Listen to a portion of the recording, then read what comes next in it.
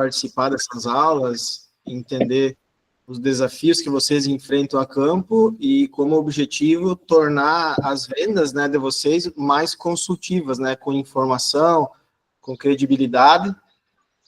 Então, esse aqui é apenas um bate-papo, né, para a gente trocar informações e construir aí os próximos encontros diante da necessidade de vocês, tá? Então, bom dia a todos, espero que gostem aí. Eu preparei algo bem específico na parte de fertilizante e análise de solo. Se tiver alguma dúvida, pessoal, na última aula o pessoal participou bastante, ergueu a mão, conversou, trouxe casos de campo que aconteceram e a gente discutiu sobre, então isso é muito bacana. Eu preparei também uma surpresa aí, depois eu vou comentar para vocês, para poder auxiliar vocês mais no dia a dia, né, que a gente sabe que o cliente ele está muito técnico, cada vez mais, então a gente tem que estar preparado aí tecnicamente para poder atender, tá? Vamos lá, então. Então, alguns tópicos aqui, só preparar minha tela. Vocês estão enxergando a tela certinho, pessoal? Sim, exato, 100%. Tá, positivo. Então, alguns tópicos, né? Conceitos práticos aí de fertilidade, análise de solo, né? Vamos tentar desmistificar essa análise de solo para que não vire um bicho de 7 cabeças na hora que o produtor chega e coloca na mesa ali, começa a fazer conta junto com vocês, tá? Laboratórios e métodos de extração. Como Santa Catarina tem um manual e todo um conceito de fertilidade um pouco diferente dos outros estados, como São Paulo e Mato Grosso, a gente tenta desenhar alguma coisa em conjunto aí para se tornar mais prático para vocês, porque vocês não precisem, por exemplo, construir uma venda com o cliente de adubo e ter que pegar o manual da adubação de calagem lá, que foi escrito lá em 2005 e tem as tabelas e consultar. Então, assim, a fertilidade do solo evoluiu bastante, né, ao longo dos anos. Eu acredito que tem como entender isso de forma mais prática e mais simples, tá? Tipos de fertilizantes, né? Eu vi no site aí da Produce que vocês trabalham com algumas linhas de fertilizantes, né? Tivemos uma aula sobre organominerais, também falei bastante sobre eficiência, trabalhos, estudos, né? Construindo uma adubação e essa demanda de NPKS, né? Das culturas. Eu acredito que vocês trabalham, deve ter pessoas de outras regiões, né, Andressa? Não só do Sul. Outra vez tinha o pessoal do Goiás. Isso mesmo, Eduardo. Tem pessoas do Mato Grosso, tem pessoas de Goiás, tem um pouquinho de cada canto do país. Então, o contato com diversas culturas vai ser diferente. É um tema bem dinâmico, né? Ó, o Luan comentou aqui São Paulo.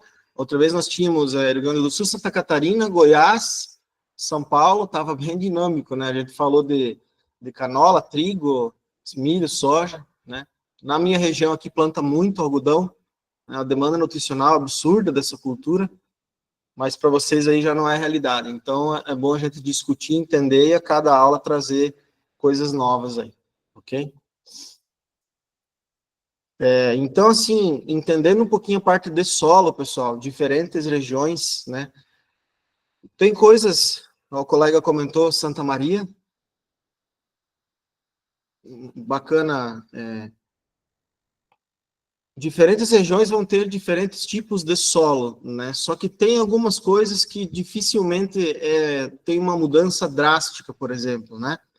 Aqui na região que eu estou hoje, aqui no Mato Grosso, né, falando com vocês, tem acredito que uns 500 mil hectares aqui agricultáveis que eles não passam de 20% de argila.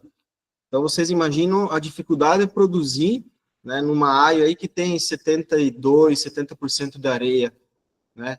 É bem diferente aí dos solos de São Paulo, né, Rio Grande do Sul, Paraná, Santa Catarina, né? A origem do solo também influencia nessa parte da adubação. Então, todo o aspecto de solo sempre vai se dar conforme argila, areia e silta, né? O que isso aqui influencia, né?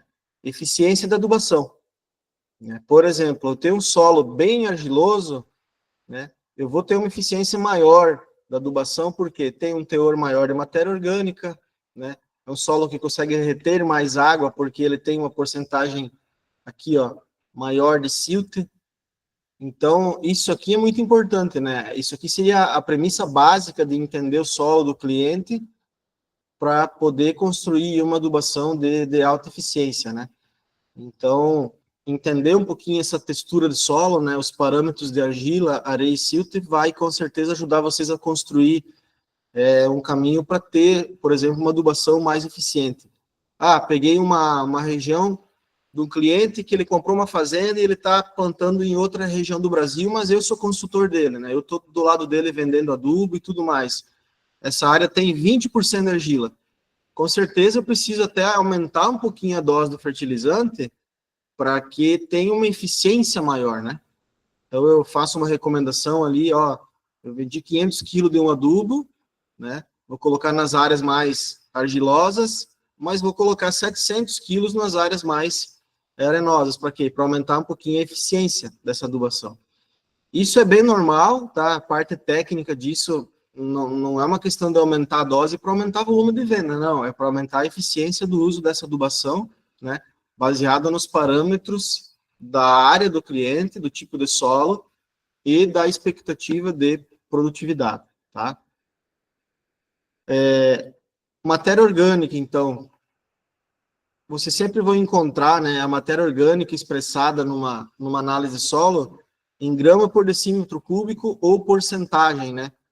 Então, a diferença aqui, eu peguei uma média, né? Eu tenho uma base de dados aqui com quase 50 mil análises de solo, né? Durante a minha jornada. Eu faço muita correlação com alguns parâmetros, de vez em quando eu consulto ela, né?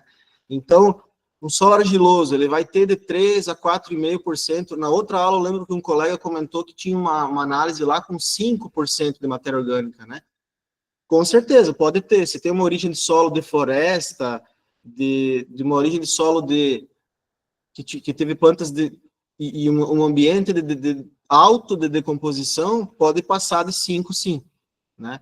Eu tenho algumas análises da Colômbia, que eu participei de alguns projetos lá, né? Nós tínhamos 6% de matéria orgânica em uma camada superficial de 5 centímetros.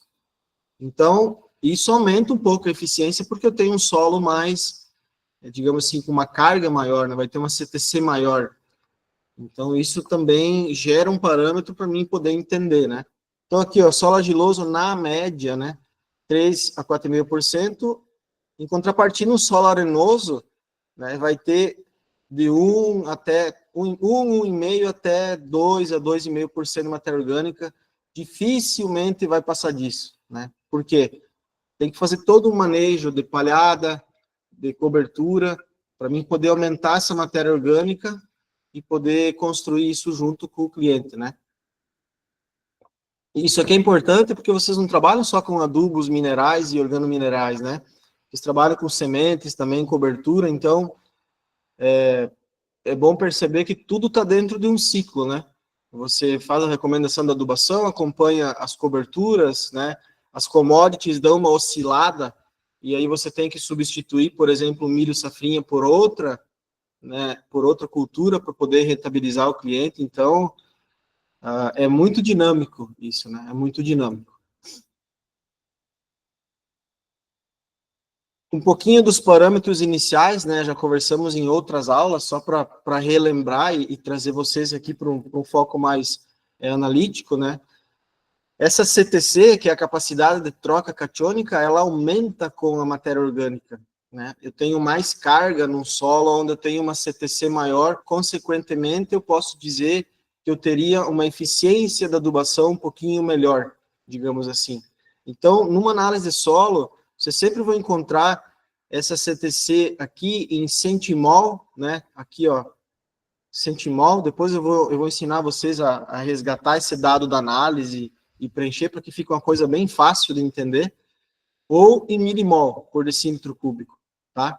Então, por exemplo, aqui, ó, peguei um solo argiloso, 8,5 centimol ou 85 milimol. Isso aqui não vai ser um parâmetro que ele vai fazer a base para uma recomendação da análise de solo, mas é bom entender, porque se eu não tiver, por exemplo, o percentual de argila de uma área, só olhando a CTC, eu consigo ver se esse solo é argiloso ou se ele é mais arenoso, tá? porque a CTC no laboratório, ela é estimada em pH 7, né? É uma estimativa, digamos assim, que eles fazem. Então, eu consigo ter uma interpretação mais fácil, né? Se é um solo, por exemplo, mais argiloso ou arenoso, só olhando a CTC desse solo, tá? Pessoal, até aqui, alguma pergunta? Vocês querem fazer uma troca mais dinâmica aqui? Podem comentar.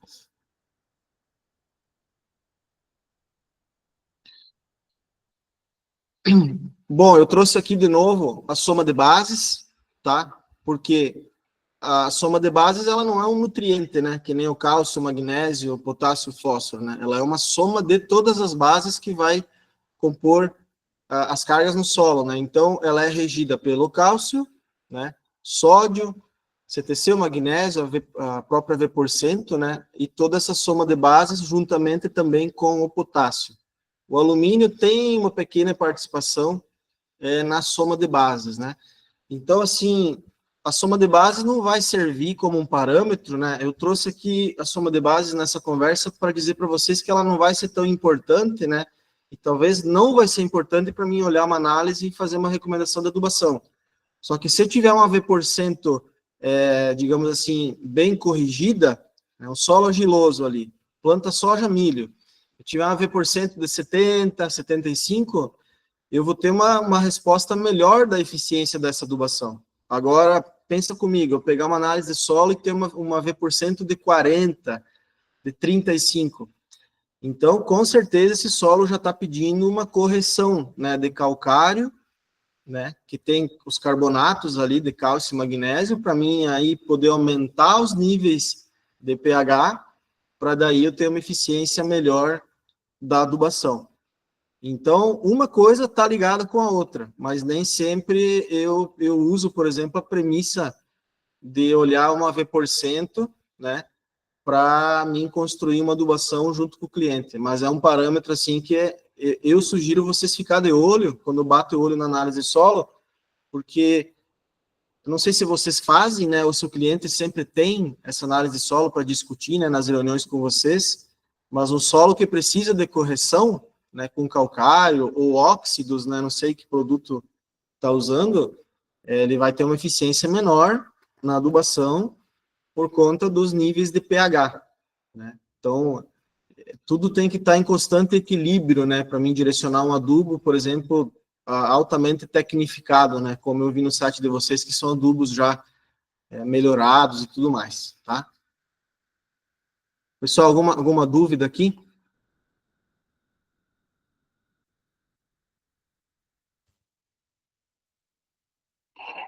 Poderia falar sobre PRNT, né? PRNT. Desculpa, pode comentar, seu Dagoberto. Tudo bem? Bom dia. Bom dia, desculpa, bom dia. Bom ano a todo mundo. Não, acho que podia fazer um comentário do PRNT, né? Que envolve o calcário e tal. Ah, positivo. Sobre calcário, calagem, né? Eu até conversei com o pessoal, acredito que mais em frente vai ter uma aula específica só sobre calagem, né? Porque a complexidade da parte de calcário para os estados, né, exige um tempo maior. Mas o que é o PRNT? Né? Poder reativo de neutralização total. Sempre quando você compra um calcário de uma empresa, né, eles têm o laudo, né, a cada 50, 100 cargas, por exemplo, lá na própria mineradora, eles fazem análise desse calcário. Mas, com certeza, quando esse calcário chega na fazenda dos clientes, né, de vocês, os próprios clientes fazem análise desse calcário para comparar com o PRNT que veio na nota, né? O que é o PRNT bom? Acima de 85%, né? E aí vai diferenciar muito, né? Por exemplo, o calcário calcítico tem algumas fontes, né, no Brasil que ele tem um PRNT menor, por exemplo, de 70%, 75%. Já o calcário dolomítico, né, até por ter uma maior concentração de magnésio, ele vai ter um PRNT de 85%, 88%, né?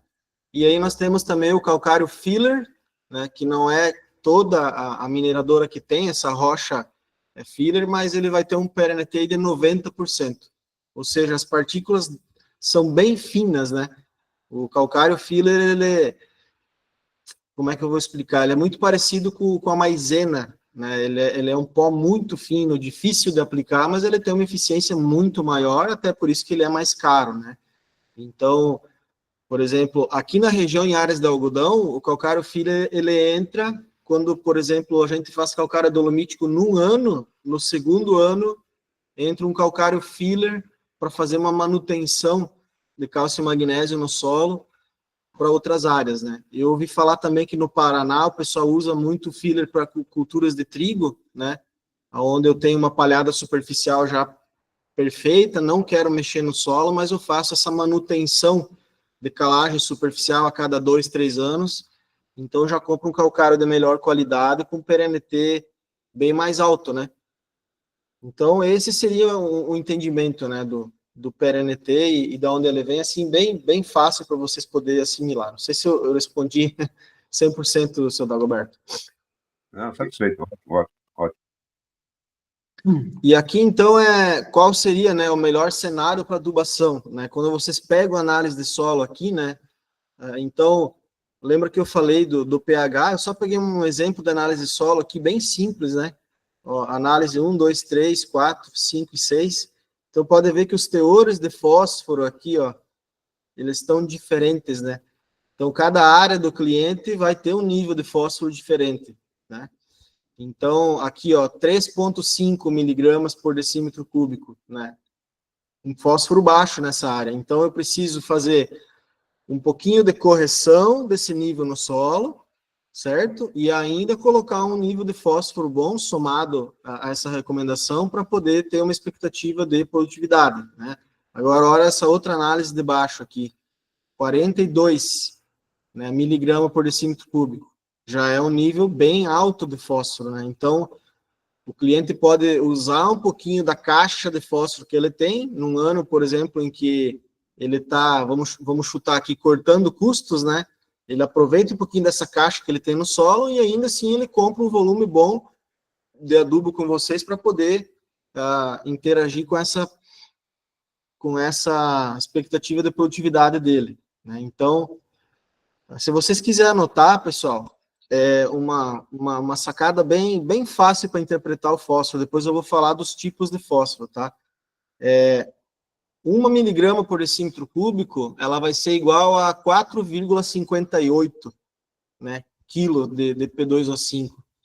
Então, por exemplo, eu peguei uma análise de solo aqui, ó. Vou pegar esse número aqui, ó. 34,8, né? Então, se eu pegar aqui, ó, bem fácil, ó, 34,8 vezes 4,58, eu tenho 160 pontos disponíveis aqui para mim poder trabalhar, entendeu? Então, a gente consegue ter uma interpretação fácil dos níveis de fósforo. Uma coisa que tem mudado muito, né, nos laboratórios aí de todo o Brasil é os extratores desse fósforo aqui. Eu vou comentar um pouquinho depois, né, não nesse slide aqui para não interromper o raciocínio, tá?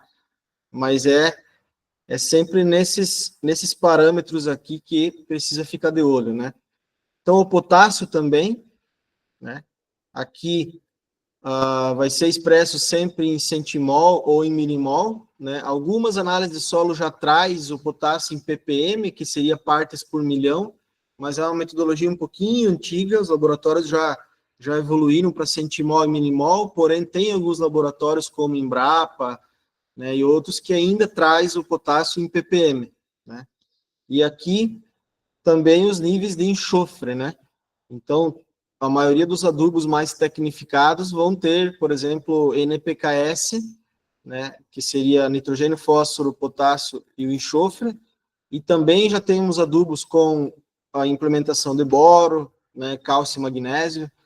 Então, eu consigo ter sempre uma visão geral da análise de solo do cliente para ver qual que está pecando mais, né? O que está mais deficiente? Está mais deficiente o potássio. Então vamos colocar uma adubação fosfatada, né? E como um complemento eu coloco um cloreto de potássio, né? Para corrigir essa área. Então é muito importante ter esses parâmetros aqui para tornar as vendas cada vez mais consultivas, tá? Depois eu vou desmistificar isso aqui para vocês. Eduardo. Opa! Me diz uma coisa, que percentual desse fósforo, na verdade, ele em solo de sequeira, ele estaria praticamente uma quantidade grande fixada no solo, né? Quanto mais ou menos desse fósforo estaria de fato disponível para a planta? Sem que tu adicione o rendimento maior para a cultura, no caso, né? Tu adicionar. Essa pergunta do Volney, você fala de que região? Santa Maria, Rio Grande do Sul. Ah, positivo. Então, essa pergunta o pessoal perguntou outra vez dessa questão de eficiência fosfatada, né? E é por isso que os extratores de laboratório mudaram muito ao longo dos anos, né?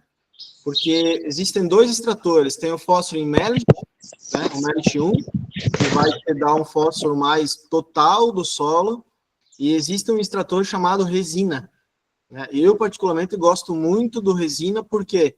Porque ele vai me dar um fósforo mais disponível, né? E através do fósforo disponível, né, eu consigo fazer um cálculo de adubação mais assertivo quando eu vou fazer uma recomendação para o cliente. Então, por exemplo, fósforo em Melish vai estar 30, por exemplo, né? O resina pode estar 20, ele pode dar um pouquinho menor, né? E o resina é muito bacana, o fósforo resina, porque eu consigo comparar ele com pH. Então, se é uma área corrigida, fez calcário, tá tudo ok, né? Não tem alumínio, eu tenho um pH alto, eu vou ter um fósforo resina mais alto nessa área, né? Então, assim, mudou bastante os parâmetros aí de análise de solo, né? Não dá para ficar, por exemplo, amarrado lá no manual de adubação e calagem que olhava, por exemplo, só níveis em SMP e outros, né? Para cálculos de recomendação, eu acredito que o valor absoluto, né, que nem eu exemplifiquei para vocês aqui, vai ser mais fácil e vai ser um pouco mais assertivo, né? Agora, respondendo assim tua pergunta de antemão, eu pegar aqui, ó, 42 miligramas, quanto que vai estar disponível para a planta? Eu não vou saber te dizer, né? Agora, se eu tiver o resultado de fósforo em Melish e também o resina, fica melhor, né? Então, eu aconselho sempre, né, de acordo com os parâmetros que eu já trabalhei e trabalho, o fósforo resina, tá? Porque ele te dá um fósforo mais disponível, né? O que a resina é, pessoal? A resina é um extrator que ela tem carga. Então, quando o laboratório pega uma análise de solo, né, vai para a balança lá, vai seguir todo o processo, né? A resina, ela entra, né, na solução daquele solo e ela troca carga com essa partícula do solo. Então, teoricamente, ela desloca esse fósforo disponível, digamos assim. Então, se ele está disponível em resina, teoricamente seria o fósforo que a planta absorveria, né? Ou seja, que estaria disponível lá na solução do solo, no campo. A gente faz sempre essa correlação, porque o Melish vai te dar um fósforo total, e o resina, como ele troca carga no laboratório, na hora da extração, ele te dá esse fósforo mais disponível. Ok? Ok, obrigado. Eduardo, eu estou analisando aqui o quadro, aqui, o resultado dessa análise. Eu vou fazer uma pergunta para você. Você veio com os índices de fósforo não tão baixos, com pH até um pouco ácido, tipo aí 34 com 4,3, quase 5, 42 com 5. Seria o momento de usar o fosfato de rocha ou não? Olha, fosfato, o pó de rocha, assim, com a experiência que eu tenho, eu só fiz pó de rocha em áreas de abertura, digamos assim, porque é uma quantidade bem alta, né? Você vai ter aí pó de rocha, não sei na região de vocês, mas aqui chegava para nós o pó de rocha que tinha em torno de 15 a 18% de fósforo, né? Então, pensa, numa tonelada aí eu tenho um percentual pequeno. Então, nas áreas de abertura, de preparo, né, para plantar no segundo ano, a gente fazia pó de rocha, né, porque era fácil de aplicar, né, o pó de rocha, mas a gente tinha pouco estudo na época para dizer assim, eu usei pó de rocha e agora eu posso substituir a adubação, né, mineral com o pó de rocha. Não, eu acho que uma coisa complementa a outra, né? Mas, assim, respondendo a tua pergunta, pode ser uma contrapartida. Se eu tenho uma fonte perto da fazenda ou numa cidade próxima, eu acredito que sim, que o pó de rocha ele entra como um complemento, né? Porque eu vou pegar uma área, por exemplo, de pastagem degradada, né? Vai virar lavoura, o cliente mudou o planejamento dele ali, vai converter 20 hectares que estava em pousio, né? Vai converter. Se eu fizer análise e tiver um pó de rocha para mim complementar, ele pode complementar uma aplicação de super simples, por exemplo, né? Eu posso trabalhar com as duas fontes. E em áreas de abertura, esse é o bacana e o ideal, né? Eu trabalhar 2 a 3 fontes de fósforo para mim aumentar, digamos assim, mais rápido os níveis de um ano para o outro, né? Para não esperar toda aquela solubilização. Vocês sabem que o solo ele demora para responder, né? Então, precisa colocar uma cobertura, eu ter raízes, né, ajudando nessa solubilização de fósforo e outros manejos, né? Mas assim, eu acredito que o pó de rocha não como uma recomendação, mas como um complemento, né, de uma dose de super simples ou de uma outra correção, tá? Não sei qual que é o percentual do pó de rocha aí da região de vocês, acho que chega até 30% ou não? Tem vários origens de Minas Gerais, né? Iorim, né, que é o mais conhecido, né? Aham. Mas concordo com você, seria associar um outro, sim. Não só ele, só tudo bem. Sim, fazer uma associação, essa é a palavra. Uhum. Aqui, né, uma classificação e interpretação da análise solo, né, quando você pega aqui, parece um bicho de 7 cabeças, né? Então, o que eu vou fazer para vocês? Eu vou compartilhar com vocês uma planilha, tá, bem simples, para que vocês consigam, digamos assim, catalogar as análises de solo do cliente de vocês, e quando vocês imputar esse valor aqui, ó, CTC, V%, matéria orgânica, o cálcio, por exemplo, em centimol, ele já vai dar uma prévia, né, se esse nível ele está alto, se ele está médio, se ele está baixo, entendeu? De acordo com uma classificação de valores absolutos, tá? Não é uma classificação, essas cores aqui não são uma classificação amarrada a um manual de adubação e calagem, por exemplo, né? Do Rio Grande do Sul, que é a última versão. Mas ele é mais para vocês terem uma noção mais rápida se esse fósforo, por exemplo, aqui, ó, em Melish ele está baixo, né? Olha aqui, ó, 6.1, 9.4 é baixo, 12 aqui, ó, de 10 a 15, geralmente ele vai estar médio, né? Ó, 44 aqui, ó, tá alto.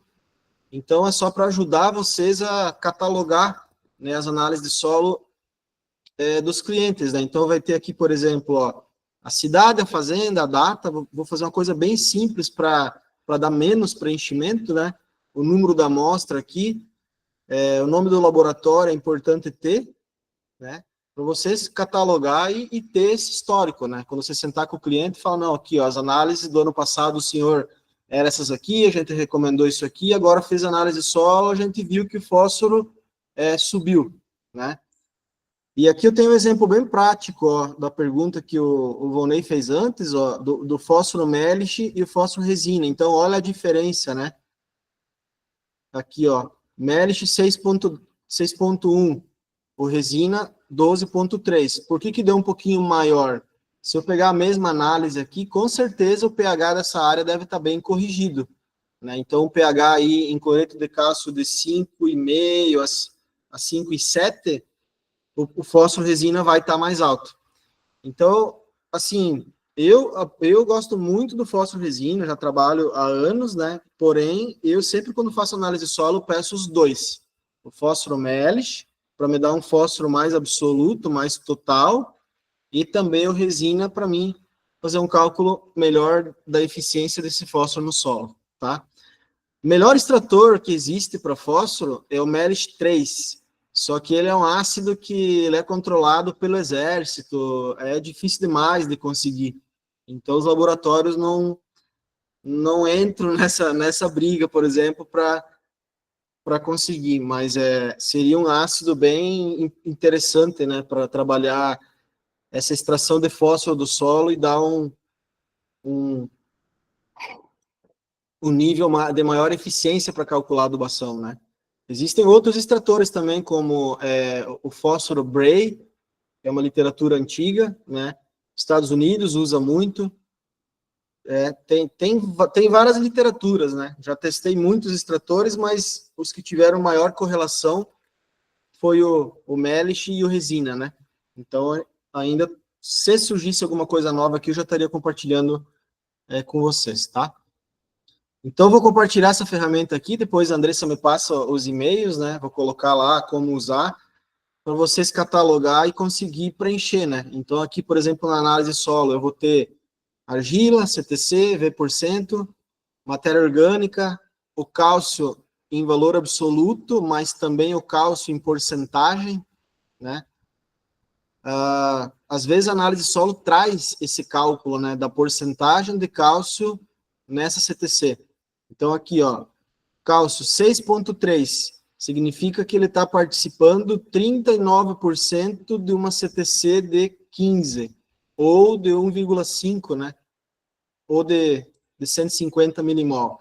Então, assim, cálcio em porcentagem, magnésio em porcentagem, e o potássio é um cálculo, né? Não é um valor absoluto. Eu não gosto muito de usar porcentagens, né, para cálculos de recomendação, porque a planta, ela não entende a porcentagem, né, do nutriente dentro de uma caixa, né, de uma capacidade de troca. Ela vai entender o valor absoluto. Se tu tem 10 kg de fósforo disponível, a planta vai entender os 10 quilos, né? Ela não vai entender a porcentagem que isso representa na CTC. Então, do ponto de vista mais prático, é sempre melhor trabalhar valores absolutos aqui, ó, cálcio, magnésio, né? Vou vir para baixo aqui, ó, potássio, ó, em ppm, enxofre, né? Boro, valores absolutos, né? Porque existe muita, digamos assim, eu vou elevar o meu potássio a 4% da CTC. Pode ser muito e pode ser pouco, né? Porque eu não tenho... Essa CTC varia muito de um talhão, de uma área para outra, né? De um lote para outro. Então, trabalhando o valor absoluto, fica até mais fácil de acompanhar o histórico dessa área de um ano para o outro, né? Você vê se o potássio aumentou ou se o potássio diminuiu, tá? Então, aqui, por exemplo, essa análise aqui, ó, tá com o potássio extremamente baixo, ó. Tem uma análise aqui de 79 que tá média, né? Então, fica mais fácil. Então, vou compartilhar com vocês essa ferramenta aqui para ajudar vocês a mensurar isso, tá?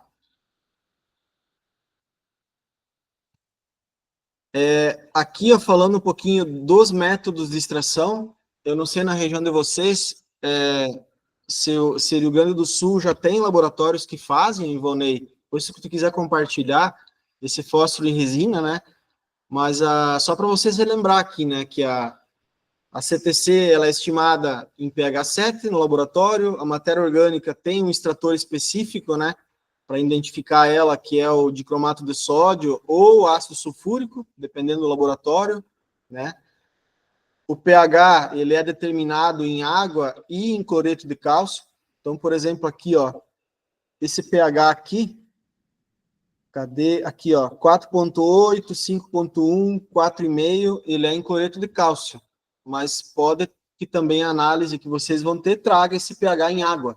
Então, vocês vão ter os dois aqui para ver qual que é a quantificação de pH baixo ou alto, tá? Fósforo, Melish e resina, né? O potássio ele vai ter um extrator chamado cloreto de cálcio ou resina também. Eu, particularmente, confio mais no potássio e resina pela mesma metodologia do fósforo. A resina ela promove uma troca, então eu teria, digamos assim, um potássio mais disponível para mim fazer um cálculo aí junto com o cliente, né? Vou vender um adubo para ele que tem 20% de potássio no adubo, né? Eu consigo fazer esse cálculo melhor junto com ele, né? O enxofre vai ser extraído pelo fosfato de cálcio nos laboratórios e os micronutrientes, né? Com certeza vocês têm na carteira adubos que já contém uma porcentagem de boro, zinco, cobre, ferro, né, e o níquel, alguns têm, alguns não, vai ter o extrator DTPA ou MLX1.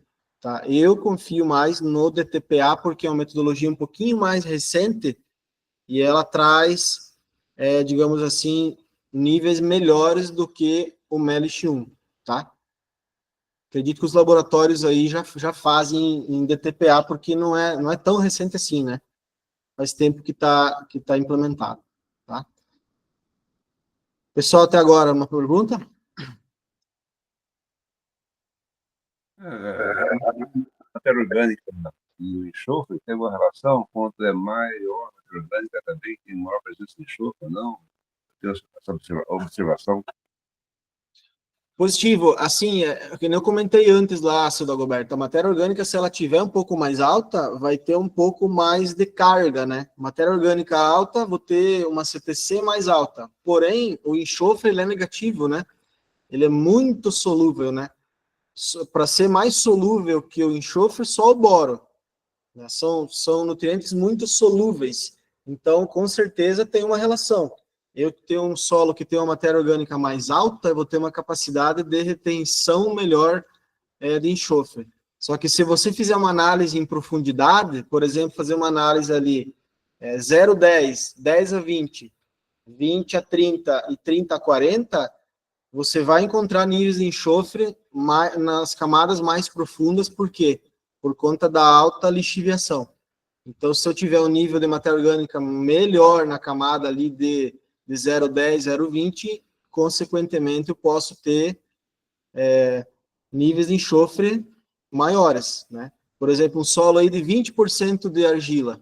É praticamente impossível, né, manter esse enxofre em níveis bons, digamos assim, na camada de 0 a 20. Porque a matéria orgânica é baixa e eu vou ter essa perda todo ano, né? Eu vou ter que estar sempre colocando níveis maiores de enxofre para mim considerar aí uma eficiência, vou colocar aqui de 50%, porque 50% eu tenho certeza de que eu vou ter uma perda. Por quê? Porque o solo, ele não perdoa, digamos assim, né?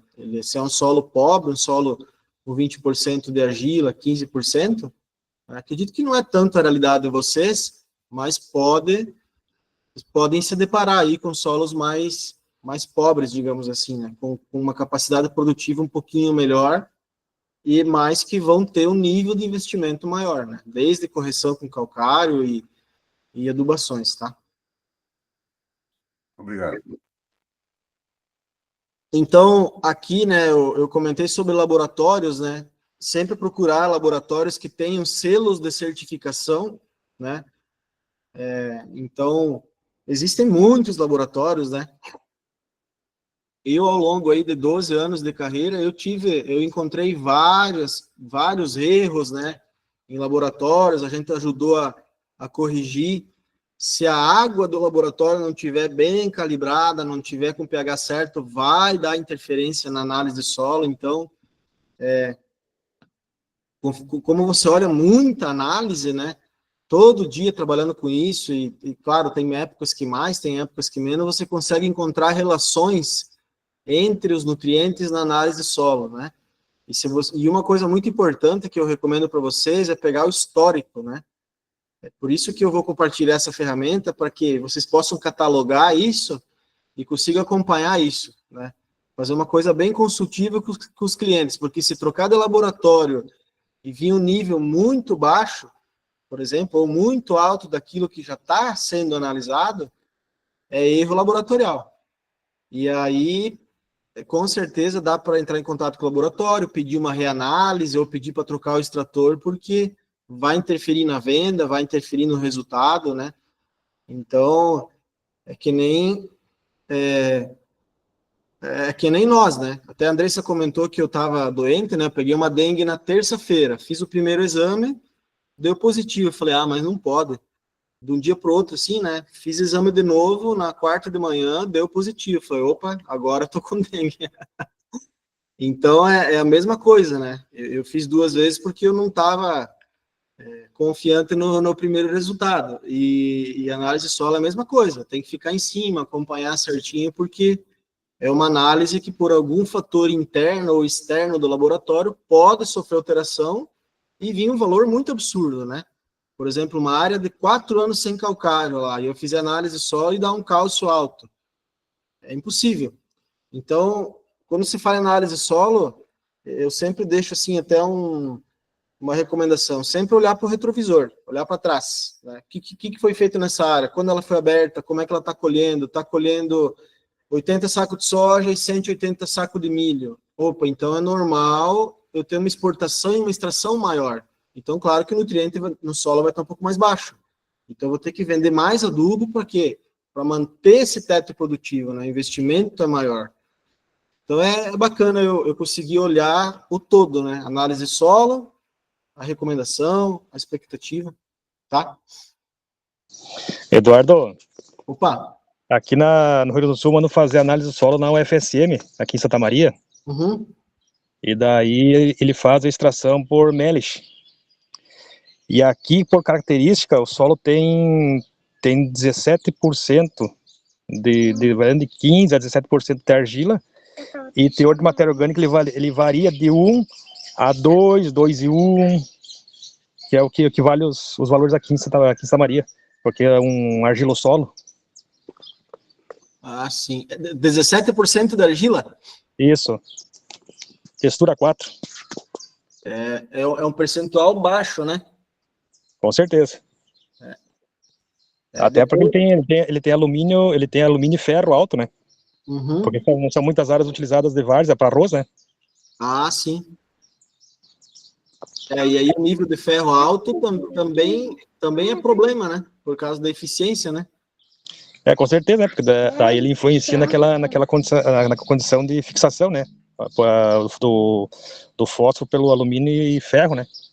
Sim, positivo.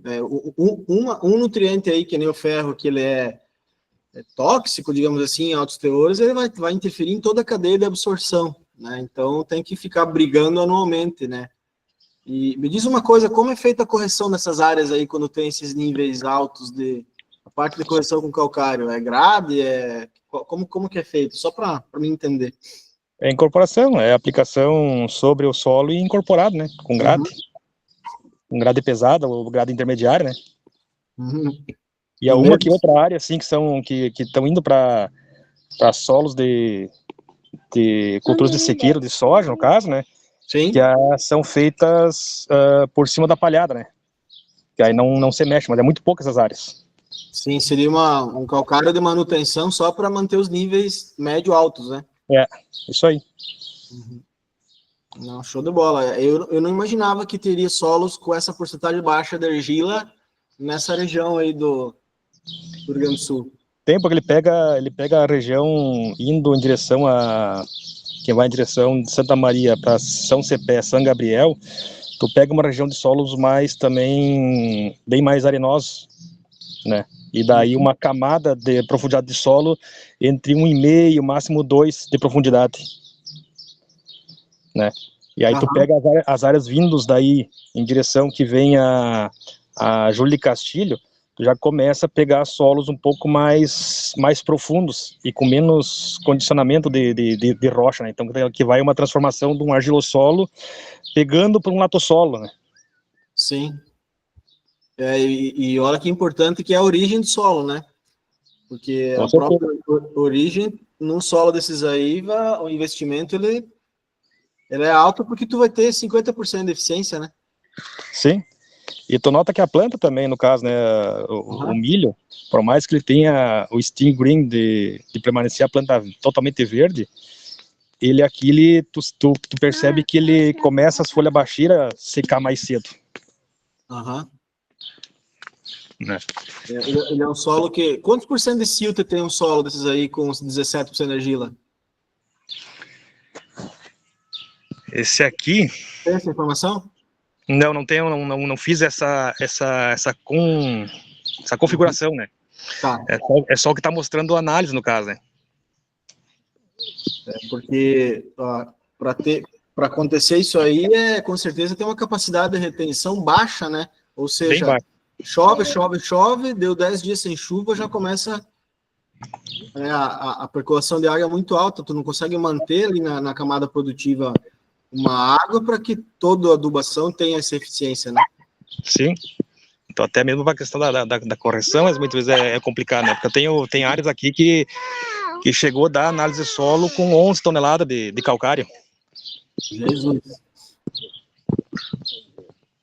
Mas se cabe na conta, tem que fazer. Uhum. Valeu, Heitor. Obrigado por compartilhar, Valnei. Vamos em frente aqui então, pessoal. Essas recomendações de adubação, né? Eu trouxe aqui um slide que a gente já viu, né? O fósforo aqui, eu expresso em miligrama por decímetro cúbico ou ppm, né? Esse cálculo aqui, né? Já passei para vocês de forma prática, né? 1 miligrama por decímetro cúbico é igual a 4,58 kg de P2O5, ou seja, 45 na linguagem do cliente, né? A gente tem que conversar sempre na linguagem dele. Quantos pontos eu tenho, né, de fósforo?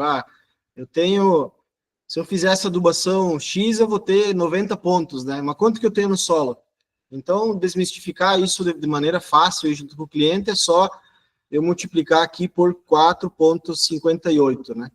Isso aqui vem de uma multiplicação que, na verdade, ela é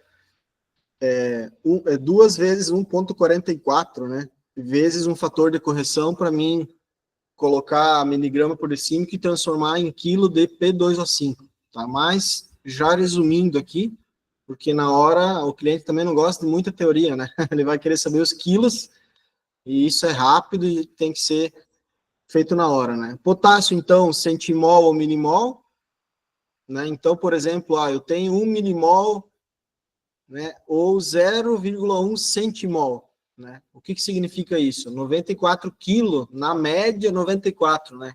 94 é alguma coisa, mas eu posso usar 94. Quilo de K2O, né? Então, eu consigo ter uma relação aqui melhor para mim fazer cálculo com o cliente, né?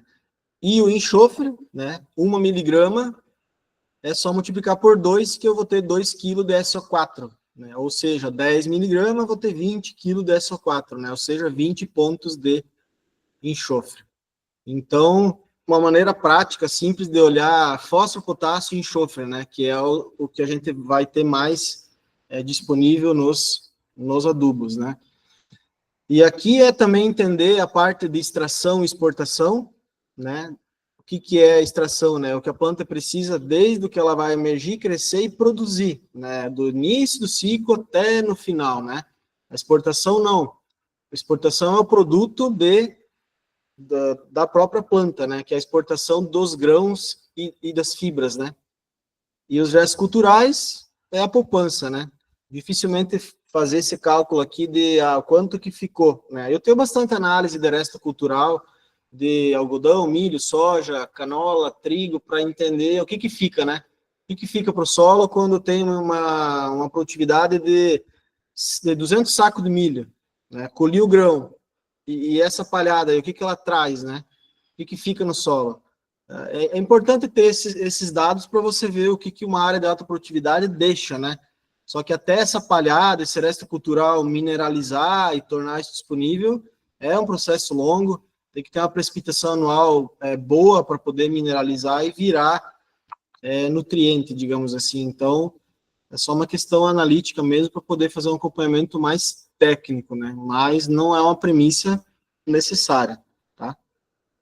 Então, aqui, não sei se vocês já viram esse gráfico aqui, né, de demanda, mas geralmente, né, no Mato Grosso e na região norte do Paraná era o famoso, digamos assim, 90-90, né? Vou fazer uma adubação, vou comprar uma adubação para soja. Não, faz um 90-90 ou um 90-120, né? Digamos assim, o pessoal nem olhava solo, olhava a condição do mercado, né? E comprava ali 500 quilos de super simples, né? E 300 quilos de coreto. Ou era 400 quilos de super simples, né? Então era o famoso 90-90. Hoje não, hoje as coisas mudaram, né? Então eu consigo ter, por exemplo, essas relações aqui mais ajustadas, né? 12 de nitrogênio, 90 de fósforo, 120 de potássio e, consequentemente, 12% de enxofre, né? Digamos assim, era um gráfico muito usado no passado, né? Ah, quanto que vou precisar de potássio? Não, vai em 120 pontos que você não erra, né? O pessoal falava. Não, hoje mudou. Hoje você consegue olhar valor absoluto, de repente uma área que a própria origem do solo, né? Dela tem níveis de potássio mais altos, você pode ir com potássio um pouquinho mais baixo na adubação, né? E focar num fósforo maior, né? Então, por exemplo, eu peguei alguns adubos aqui de exemplo, vou mostrar depois. E também, né, tem adubos aqui, ó, que já tem porcentagem de cálcio e magnésio, né? Claro que eu não vou substituir uma calagem com a porcentagem de cálcio e magnésio que eu tenho no adubo, né? Isso é impossível, até porque a própria eficiência se dá pelos carbonatos e eu preciso fazer essas correções com calcário periodicamente. Porém, se eu tiver como posicionar um adubo que tenha cálcio e magnésio, é melhor, né? Com certeza é melhor. É um diferencial competitivo bacana, porque o cálcio e o magnésio, eles nunca foram, digamos assim, historicamente, tratados como um adubo, né? Digamos assim, ficava sempre de lado o cálcio e o magnésio. Então, se investia muito em NPKS, e aí você ia fazer análise do próprio pH, e o nível de cálcio e magnésio estava muito baixo. Por isso que a área não estava respondendo, não era pela falta de NPKS, né? É porque a área já estava pedindo calcário.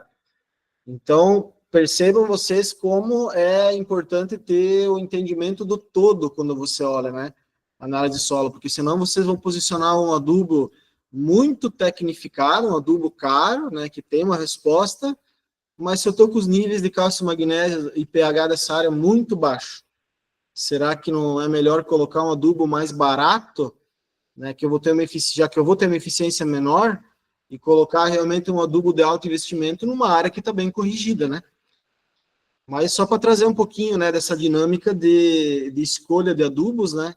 Eu recomendo sempre adubos que tenham porcentagens de cálcio e magnésio, porque além de ter feito um calcário, né, o próprio super simples, né, ele tem uma porcentagem, deixa eu ver se eu lembro aqui, acho que é de 18 a 20% de cálcio. Então, cálcio e magnésio é sempre assim, melhor ter do que não ter, porque o nível das culturas exige muito, né? Cálcio e magnésio participa muito de processos metabólicos na planta, então qualquer deficiência vai limitar a produtividade, tá? Então aqui os adubos, né, formulados, né? O 943 com 7% de enxofre, né? O 1152 com 0 de potássio e enxofre, que é o MAP, né? Super triplo, super simples, né? Então, como escolher, né, diante de uma gama gigante que você tem no mercado hoje, né? Tem a concorrência também para lidar, né? Vocês lidam com isso aí todo dia, então, de uma gama de vários adubos aí, qual que é o melhor, por exemplo, para aquela área em específico, né? Eu tendo uma análise de solo na mão, aí você brinca de fazer a recomendação, porque tu vai ter os níveis, né? Então, por exemplo, vai ter áreas que você precisa, por exemplo, fazer um super simples, né? Que tenha, digamos assim,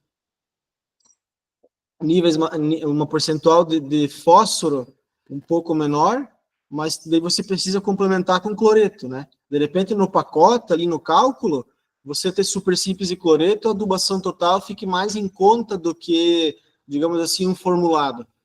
Então, você vai compor isso junto com o cliente, né? Ou você já faz, por exemplo, um 943, que tem 0 de potássio, mas tem 7 de enxofre, né? E tem alguns formulados que tem cálcio e magnésio, que tem boro, então, qual que é o melhor adubo, né? Vai depender muito, né? Solo, necessidade da cultura, expectativa de produção, né? Aqui tem um exemplo, ó, o pessoal falou do pó de rocha antes, né? Os fosfatos naturais aqui, ó. Eu tinha essa informação aqui, ó, de 17 aí a 20%, né? Então, diante dessa gama de adubos que vocês têm, vocês vão montar aí uma proposta de acordo com os níveis, expectativa de produção, né, e todo esse contexto olhando o todo, tá? Com certeza deve ter algum formulado que vocês têm que eu esqueci de colocar aqui, né? Mas a maioria dos adubos mais conhecidos, né, seria super simples, o triplo, né, o KCl, a ureia e os formulados aí com várias composições, tá?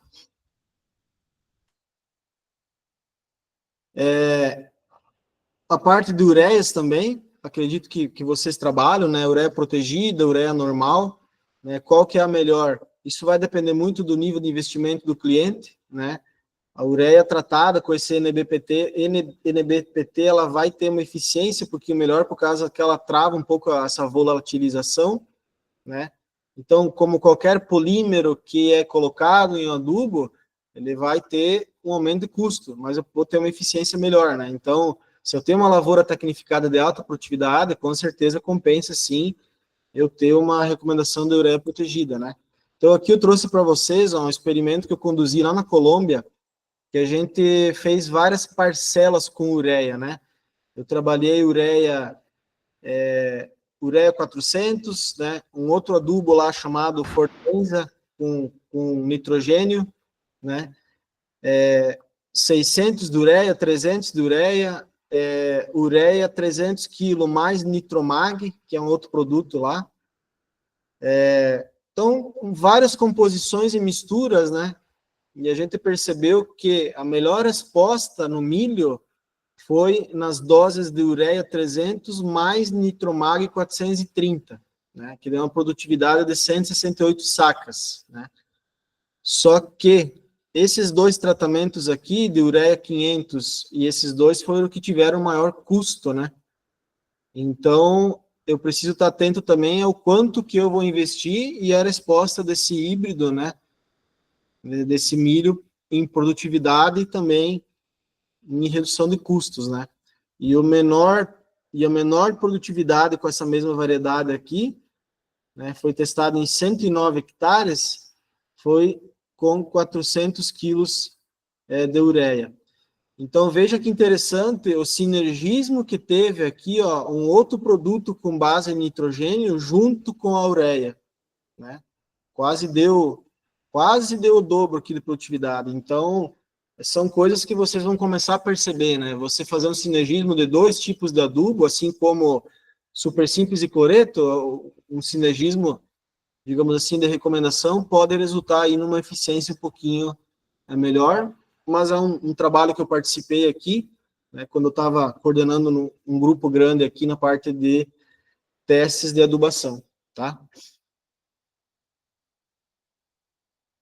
Então, assim, a parte da exportação no grão, ela é muito importante, né? Porque hoje, digamos assim, as tabelas de adubação, elas estão um pouquinho mais defasadas porque você não tem muitos dados, né?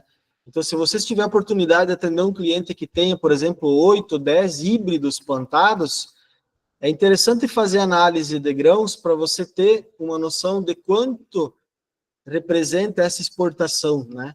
Aqui eu tenho, por exemplo, 30 híbridos, né? Que eu tenho aos níveis de exportação de nitrogênio, fósforo, potássio, cálcio, magnésio, até zinco, né? Eu tenho essas correlações aqui para mim ver o quanto está exportando no grão. Será que eu não tenho que aumentar a adubação numa área que eu tenho um híbrido que está, por exemplo, exportando 10, 12 de fósforo no grão? Porque, geralmente, né, como a gente vinha conversando, estava se olhando solo e expectativa de produtividade, mas será que não está indo muito fósforo embora no grão? Né? Uma área aí que passa de 200 sacas de milho digamos assim, é uma exportação muito alta. Então, eu só queria trazer esse enfoque para que você, se tiver a oportunidade de ter, né, como desenvolver uma tabela para vocês, para poder sentar com o cliente e mostrar, olha, está colhendo bem, né, soja ou milho, mas está exportando muito no grão. Então, aumentar, de repente, 10%, 20% da adubação para suprir, né, essa exportação que é importante também, tá? Então, tem outras tabelas, né, que pode ser criadas, que é a tabela que eu tenho, né, e você daí vai ter como construir, por exemplo, né, a exportação de macro e micronutrientes conforme expectativa de produtividade, né. Então, por exemplo, aqui acabou não saindo, né, mas é P2O5 e K2O. né? Conforme aumenta a expectativa de produtividade, ó, se eu tiver uma expectativa de 170 sacos, né, de milho, ó, a exportação de nitrogênio, ó, é muito alta, ó, 143 quilos, né? 42 de K2O, que seria o potássio, cálcio, magnésio. Então, eu consigo ter um norte se eu tiver uma análise de grão aí para uma região, para um híbrido, né? Para mim poder ter uma baliza melhor e conseguir fazer as recomendações, tá? Aqui seria uma tabela que eu tenho para soja, né? Com várias variedades de soja aqui também, olhando exportação. Vocês podem ver que, ó, tem quase 29 variedades de soja. E a exportação de fósforo, ó, ela se mantém numa classe, digamos assim, ó. Essa classe vai variar de 11 a 13 de exportação no grão para P2O5, né? Para K2O, por exemplo, ela vai variar de 21 a 23. Então, ela se mantém dentro de uma classe de exportação, entendeu? Não diferem muito os números de exportação de nutrientes no grão. Aqui também uma tabela de uma exportação, né? Uma expectativa de produtividade aqui de uma soja de 100 sacos, né? Pode ver que P2O5, 73 pontos, né? K2O, 135. Né? O que significa isso aqui? Que aquele 90-90 que se olhava no passado já não serve mais, né? A soja está exportando e extraindo muito mais potássio do que fósforo, né? E essa régua sempre foi assim. Então, tem que tomar muito cuidado em posicionar sempre a mesma pontuação. Não, vou de 90 de fósforo, então vou de 90 de potássio. Não, peraí. A soja precisa um pouquinho mais de potássio por causa de exportação no grão, comportamento do potássio na cultura e todas essas premissas aí, tá? Pessoal, já bateu 7 minutos do meu horário aqui, né? Desculpa o atraso, sempre muito dinâmico. A Andressa já acendeu a bandeira vermelha aí que tinha acabado o tempo. Mas sempre um prazer aí trazer novidades e discutir sobre, né? Eu vou estar compartilhando nos e-mails de vocês aquela ferramenta para ajudar vocês a catalogar essas análises de uma maneira mais fácil e ter sempre vendas mais consultivas aí para que todos ganhem aí junto com o cliente. Ok? Perfeito, Eduardo. Se quiser compartilhar comigo lá no WhatsApp, aí eu mando para eles nos grupos, que a gente tem grupos dos nossos consultores, eu consigo disparar para eles lá essa planilha, tá? Pessoal, aí 2 perguntinhas, tá? Só para a gente encerrar a aula, não passar muito do tempo do Eduardo também. Fiquem à vontade, tá? Quem vir primeiro leva. E se não tiver dúvida também, tudo certo. Jackson, fica à vontade. Eduardo, bom dia, tudo jóia? Obrigado, Andressa. Bom dia a todo mundo. Eduardo, só uma pequena dúvida com relação à correlação entre eu fazer uma adubação nitrogenada no milho, naquele período ali inicial, o que você me recomendaria entre ureia e sulfato de amônia? O pessoal tem muito essa dúvida no campo. Eu sou muito a favor do sulfato de amônia, mas eu queria ouvir tua opinião. Olha, eu acredito que assim, a gente toma decisões com base nas experiências que a gente tem, né? E eu também, nos trabalhos que eu fiz, eu tenho visto o sulfato de amônia ter respostas melhores, né? Eu acredito que pelo sinergismo de nitrogênio com enxofre, né? Principalmente em culturas C4, né? Que é milho e algodão. Então, eu sempre optaria por sulfato de amônia. Só que aí eu tenho que ter uma expectativa da relação de custo-benefício, né? Porque é um posicionamento bem tecnificado, por exemplo, eu fazer, por exemplo, eu vou chutar aqui uma adubação, 150 kg de ureia e 120 kg de sulfato de amônia, né? Tem que ser uma área que já tem uma expectativa de produtividade alta para mim entrar com um manejo de adubação um pouquinho mais forçado, digamos assim, né? Porque o cliente, ele também, digamos assim, ele demora para acreditar. Mas eu vou na tua, digamos assim. Eu, com certeza, se pudesse ter a possibilidade de recomendar em uma área do cliente o sulfato de amônia para ter essa comparação, né? Para ter digamos assim, essa correlação que nem você falou e quantos sacos isso vai colher a mais. Mas eu acho positivo, tá? Não, excelente. Aí fica melhor até para mim, fico mais seguro. Eu não estou fora do caminho. Obrigado aí, Eduardo. Não, com certeza, porque eu acredito muito em adubos, né, que tem um sinergismo entre nutrientes, digamos assim. E o sulfato de amônia, o pessoal até comentou, né, que onde você faz sulfato de amônia tem até uma menor infestação de percevejo no milho. Não sei se você já ouviu falar isso, né? Claro que muito pouco estudo sobre, mas até recomendo, se você tiver como, tem 10 áreas, né? Planta 9 com ureia e uma área faz uma dose de ureia e uma dose complementar de sulfato de amônia. Porque aí você vai matar a charada e tu vai ter o trabalho que fez num cliente para replicar para os outros, né? Vocês trabalham com sulfato de amônia também, né? Na parte do comercial. Sim. Tá. Não, mas acho que era isso. Eduardo, se tu quiser dar uma olhadinha no chat, acho que tu tem abertura aí, né? O Rogério sempre tem perguntas muito boas. Manda uma pergunta lá pra gente e a gente pode finalizar com ela. Sinergismo e antagonismo de nutrientes, né? A competição pode ser menos exportada nos grãos. É assim, na parte de análise de grão, fica difícil de mensurar o nutriente que sofreu esse antagonismo, por exemplo. Um nutriente vai sofrer com a absorção do outro, né? E aqui eu tenho um dado bem interessante, ó. Deixa eu ver se eu consigo mostrar aqui, que mostra, ó, o que eu falei antes, ó. Aqui tem 29, por exemplo, variedades, né? Deixa eu ir para o milho aqui, que eu acho que tem um pouquinho mais. Ó, 31 híbridos de milho, e essa exportação, ela está sempre dentro de uma mesma classe, ó. Você está vendo que não varia muito de uma para outra? Então, no grão, na exportação, eu acredito que eu não vou conseguir enxergar, por exemplo, se eu tenho essa questão do antagonismo que você descreveu aqui no chat, tá? Na exportação, não. Agora, na análise de solo, aí sim. Eu, por exemplo, tenho experiências, por exemplo, de fazer dose muito alta de calcário, né, aumentando níveis de cálcio e magnésio, e eu ter uma análise de solo com potássio mais baixo, digamos assim, né? Não é um problema, porque potássio é só você jogar cloreto que você aumenta o nível, né? Mas na exportação, não. Eu não acredito que nós vamos conseguir enxergar isso. Na análise de solo, sim, tá?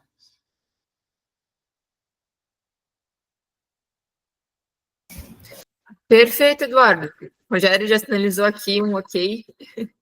Então, acredito que por hoje seja isso, né? Na semana que vem a gente tem a nossa segunda aula, aprofundando ainda mais esse tema e trazendo ainda mais informações para os nossos consultores. Eduardo, muito obrigada pela sua participação, tá? Você quer encerrar, daí eu finalizo por aqui. Show de bola. Uma coisa importante, esqueci de falar. Para o próximo encontro, eu gostaria que vocês trouxessem temas ou algum caso que aconteceu para a gente poder discutir e tornar esses encontros um pouco mais dinâmicos, né? Não só baseado em teorias ou temas que eu vou trazer, para que a gente consiga construir junto com vocês, né? São 4 encontros, então a gente tem uma jornada até o final do mês para poder desenhar aí coisas para o ano inteiro. Então, eu gostaria de contar com vocês escreve para a Andressa e ela me passa, porque na próxima aula eu já trago esses temas já mais desenhados, né? Nosso tempo sempre é curto, então eu preparo isso com antecedência, tá bom? Perfeito, então, pessoal. Muito obrigada a todos que participaram da nossa primeira Uniproduce de 2025. Muito obrigada, Eduardo, pela participação. E na semana que vem a gente retorna por aqui para dar continuidade nesse assunto. Até mais, pessoal. Tchau, tchau. Tchau, tchau. Obrigado, até mais. Tchau, tchau.